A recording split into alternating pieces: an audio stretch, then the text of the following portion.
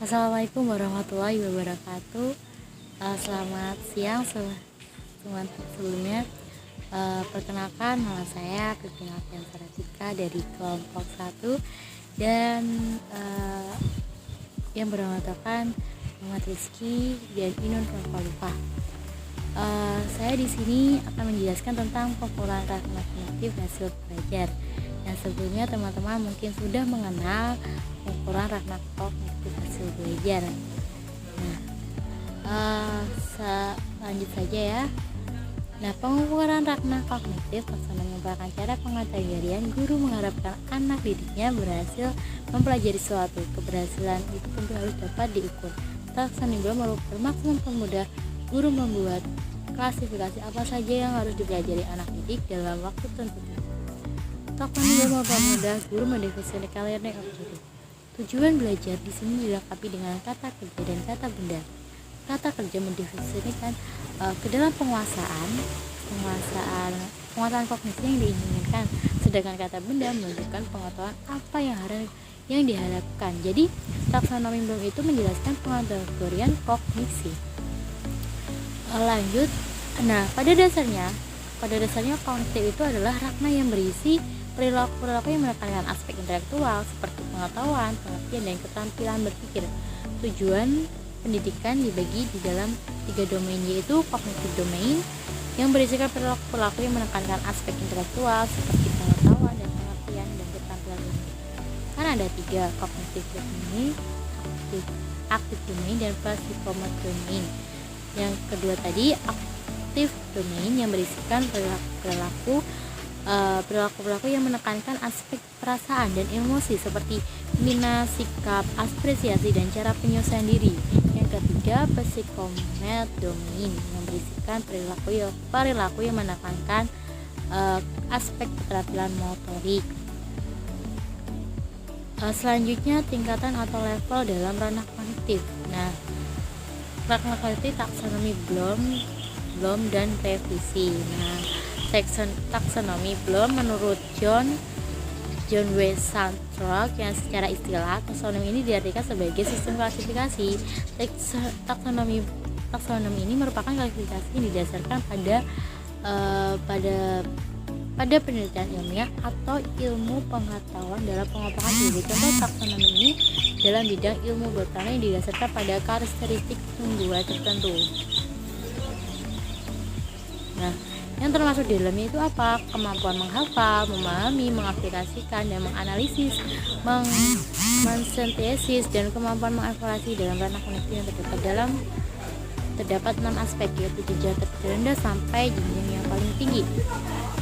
Nah, taksonomi revisi ini adalah dengan dikatakan revisi menurut Andrews, taksonomi yang baru mengaplikasikan bentuk sistem yang berpikir lebih aktif dan akurat dibandingkan dengan taksonomi sebelumnya. Merupakan ciptaan tujuh sistem. Taksonomi ini adalah ragnar kognitif yang telah direvisi Andrews tadi dan Cardwell, meliputi mengingat, memahami, mengerti, menerapkan, dan menganalisis dan mengevaluasi menciptakan tentunya. Selanjutnya akan dijelaskan dengan teman saya, yaitu Muhammad Rizky dan Inun Nurfalifah. Sekian ini dari saya. Apabila ada tutur kata yang salah, saya mohon maaf. Akhirnya lalu mau pikir tarik dia selamat lagi. Assalamualaikum warahmatullahi wabarakatuh. Dan jangan lupa jaga kesehatan. Ya, assalamualaikum warahmatullahi wabarakatuh. Selanjutnya saya di sini akan menjelaskan subbab yang ketiga, yaitu contoh-contoh masing-masing tingkatan C1 sampai C6 taksonomi pendidikan yang sudah direvisi. Sebelum saya menjelaskan satu persatu contoh-contoh tingkatan taksonomi, saya akan menjelaskan bahwa alasan kenapa taksonomi pendidikan ini direvisi. Ya, tokoh sekaligus pencipta yang merevisi yaitu Anderson dan R. Cardwell beralasan yaitu taksonomi direvisi karena adanya kebutuhan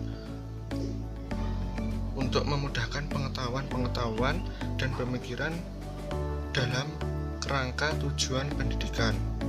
Ya, dengan direvisinya taksonomi ini yaitu merefleksikan kemampuan berpikir kognitif lebih aktif dan logis, serta dibandingkan dengan taksonomi sebelumnya, yaitu dalam tujuan menciptakan tujuan pendidikan. Yaitu di dalam taksonomi yang sudah direvisi ini, yaitu dalam ranah menciptakannya itu dikembangkan kembali, dimunculkan, karena untuk evaluasi yang sebelumnya hanya saja teori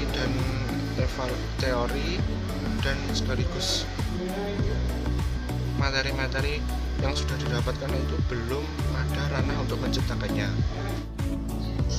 Ya, selanjutnya saya akan menjelaskan tingkatan taksonomi yang sudah direvisi. Yang pertama yaitu adalah tingkatan C1 sampai C6. C1 yaitu remembering, C2 understanding, C3 applying, C4 evaluation, C5 analysis, dan C6 creating. Ya, yang pertama C1 remembering. Remembering ini adalah tingkatan proses pemikiran kognitif yang paling rendah, yaitu C1 yaitu adalah mengingat. Mengingat ini memerlukan kemampuan memori yang sudah telah didapatkan atau masa lalu atau pengetahuan memori yang baru saja didapatkan. Ya, ini pengetahuan. Untuk kata kerja operasional yang bisa digunakan yaitu adalah mengingat, mengenali, atau mengingat kembali sesuai dengan yang ada di kata kerja operasional KKO. Banyak sekali. Di sini saya memberikan contoh yaitu adalah mengenali tanggal terjadinya peristiwa-peristiwa penting dalam sejarah Indonesia. Ya, ini dalam mata pelajaran PKN atau sejarah mungkin di SDMI, siswa yaitu mengingat atau mengenali terjadinya peristiwa-peristiwa penting dalam sejarah Indonesia. Ini termasuk ranah C1 atau mengingat, remembering. Ya, selanjutnya C2 atau understanding, pemahaman. Ya, di sini pemahaman merupakan tingkatan proses kognitif pemikiran yang kedua, yaitu setelah siswa memiliki kemampuan dalam pengetahuan mengingat, pengertian, dan pengetahuan C1, diharapkan siswa itu memahami atau mengetahui apa yang telah didapatkannya. Ya, kata kerja operasional yang digunakan dalam C2 ini bisa, atau kata lainnya yaitu menafsirkan atau mencontohkan. Ya, dalam C2 ini saya memberikan contoh yaitu mengubah satu bentuk gambaran misalnya menjadi kata-kata dan memparafrasekan puisi dalam sebuah karangan bebas. Ini dalam pelajaran bahasa Indonesia. Setelah masuknya contoh ini, yaitu siswa itu bisa memahami atau mengembangkan apa yang telah didapatkannya itu. Terus yang ketiga, tingkatan yang ketiga, applying, yaitu mengaplikasikan dan mengimplementasikan. Untuk applying, menerapkan ini, yaitu siswa mampu menerapkan atau mengaplikasikan dalam situasi tertentu. Contohnya yaitu saya ambil contoh siswa mampu menerapkan gaya gravitasi dalam kehidupan sehari-hari. Ya, ini bisa dilakukan atau menerapkan apa yang sudah siswa ketahui melalui C1, C2, kemudian C3, yaitu menerapkan. Yaitu contoh dari pelajaran IPA, yaitu contohnya menerapkan gaya gravitasi dalam kehidupan sehari-hari. Itu siswa mampu melakukan gaya gravitasi dalam kehidupan sehari-hari tersebut. Ya, selanjutnya Untuk yang keempat C4 analyzing atau menganalisis, ini tingkatan yang keempat C4 ini analisis, yaitu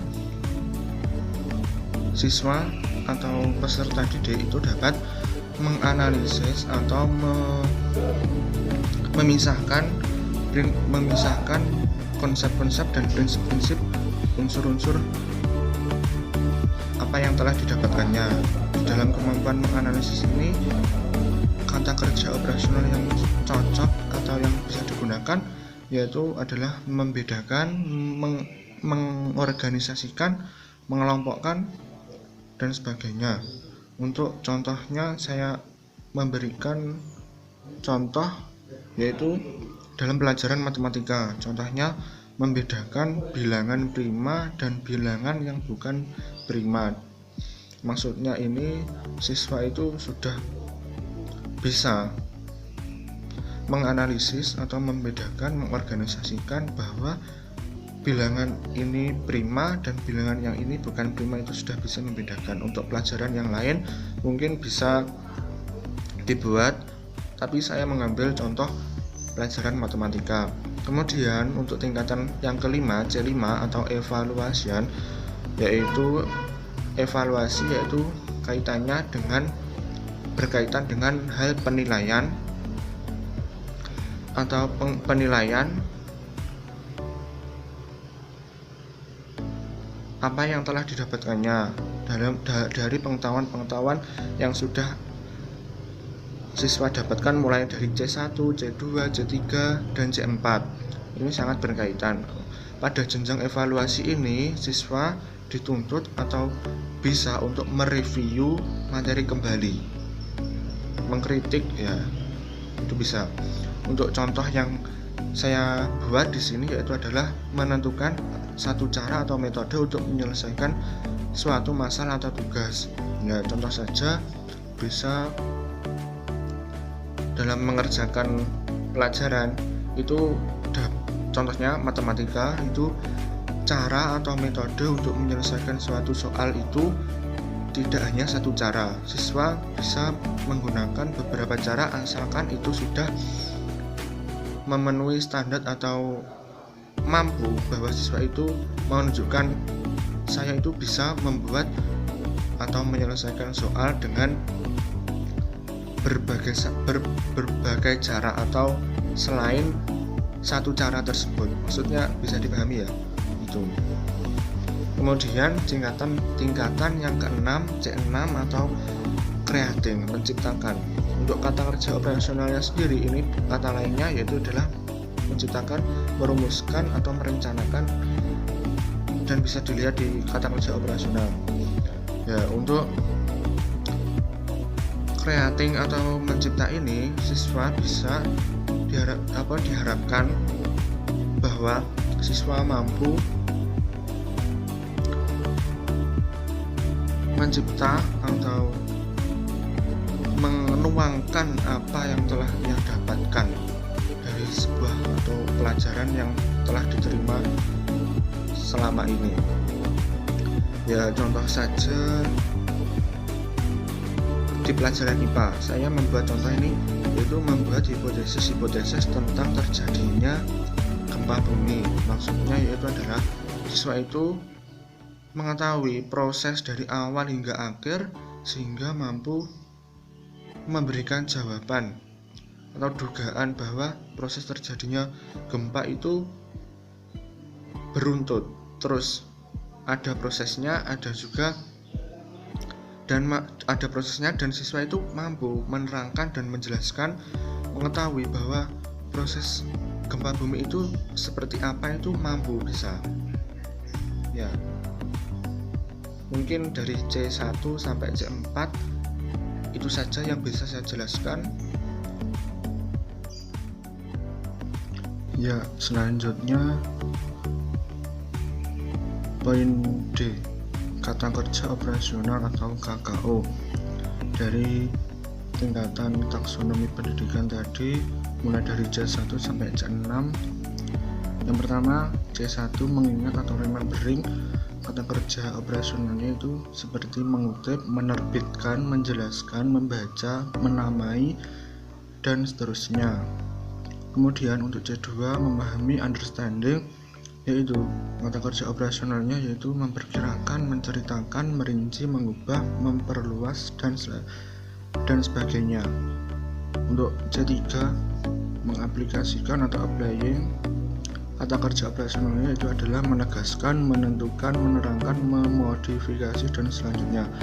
Yang keempat, C4 menganalisis atau analisis, yaitu memecahkan, menegaskan, menganalisis, menyimpulkan, menjelajah.